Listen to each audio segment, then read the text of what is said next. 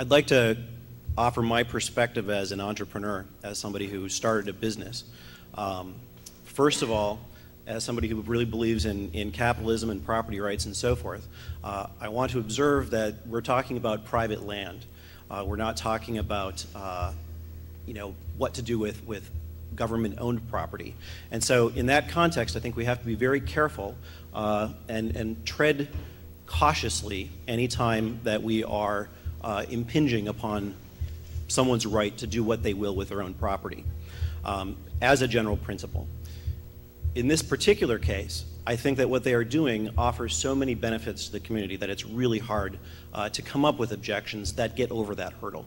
You might compare that hurdle as almost to being like eminent domain in reverse.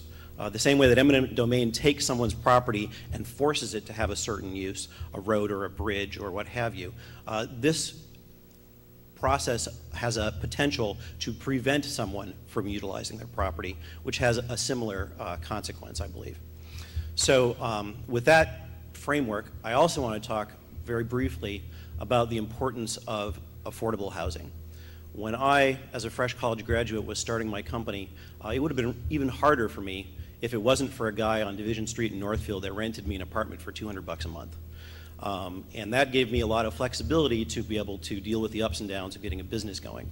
And I know small families have even more pressures on them, money-wise and so forth, and it's a significant problem in our society that people who are working hard, trying to get ahead, trying to raise families, have trouble making ends meet, particularly in the housing area. And so we have to think of this not just as some kind of handout to people, but as its benefit in creating a generation of prosperous middle-class consumers and contributors to society. And that is just so important for the long-term picture of the people who will be paying Social Security, the people who, if they paid a few $100 a month less in their housing expense, would have that money to go into savings to cushion them up against the unknowns of Social Security and pensions, to allow them to save up for someday buying their own house, to allow them to pay for putting their kids through college. These are all things that, in the long run, return to all of us as individual private decision makers and citizens in expenses that we do not collectively bear.